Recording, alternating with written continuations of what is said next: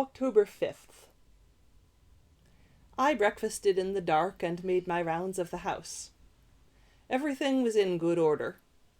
The master was asleep, so I let myself out and prowled the vicinity. The day would not begin for some time yet. I walked beyond the hill to Crazy Jill's place. The house was dark and quiet. Then I turned, to head for Rastoff's ramshackle abode. I caught a scent as I did, and I sought its source. A small form lay, unmoving, atop the garden wall. "Graymalk," I said. "Sleeping?" "Never wholly," came the reply. "Catnapery is useful. What are you after, Snuff?" "Checking an idea I had. It doesn't really involve you or your lady, directly. I'll be walking to Rastoff's place now." Suddenly she was gone from the wall. A moment later she was near. I glimpsed a glint of yellow light from her eyes.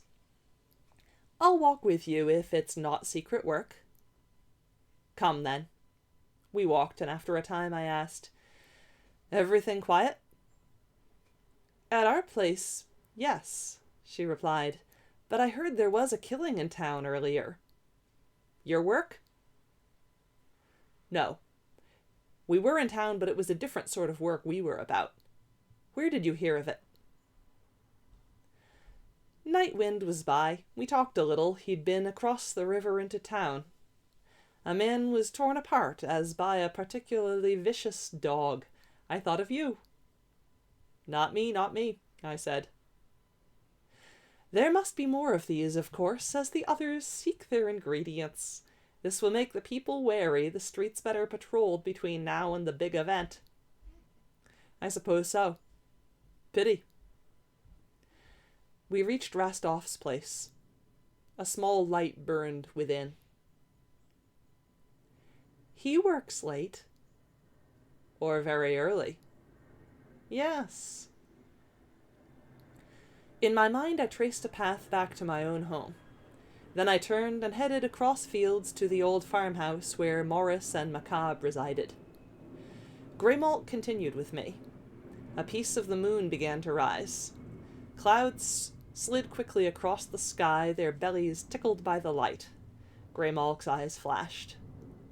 When we reached the place, I stood among long grasses. There were lights within.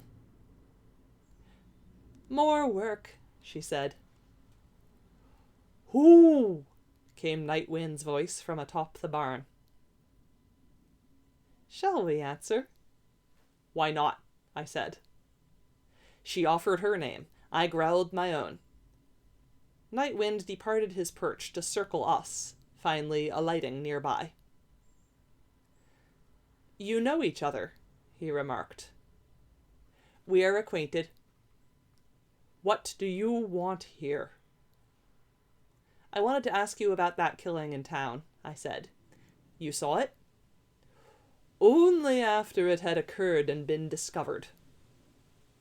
"So you did not see which of us was about it?" "No. If, indeed, it were one of us." "How many of us are there, Nightwind? Can you tell me that?" "I don't know that such knowledge should be dispensed. It may come under my prohibitions." "A trade, then? We list the ones we know. If there is one among them you do not know, you furnish us with another we do not know, if you can." He swiveled his head around backwards to think, then said, "That sounds fair. It would save us all time." "Very well. You know of my masters, and I know both of yours. That's 4. "Then there is Rastoff with quicklime," Graymalk offered. 5. "I know of them," he responded.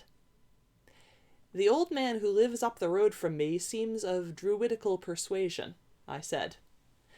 "I saw him harvesting mistletoe the old way, and he has a friend, a squirrel named Cheater." "Oh," Nightwind remarked. "I was unaware of this." "The man's name is Owen," Graymalk stated. "I've been watching them. And that's 6.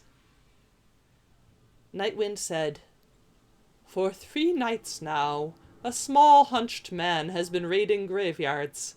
I saw him on my patrols. 2 nights back I followed him by the full of the moon. He bore his gleanings to a large farmhouse to the south of here, a place with many lightning rods above which a perpetual storm rages. Then he delivered them to a tall, straight man he addressed as the good doctor. It may be they are 7 or perhaps 8. Would you show us this place?" I asked. "Follow me."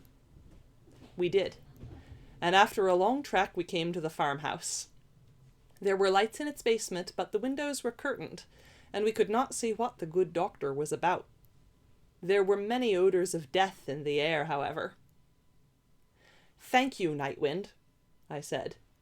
"Have you any others?" "No. Have you?"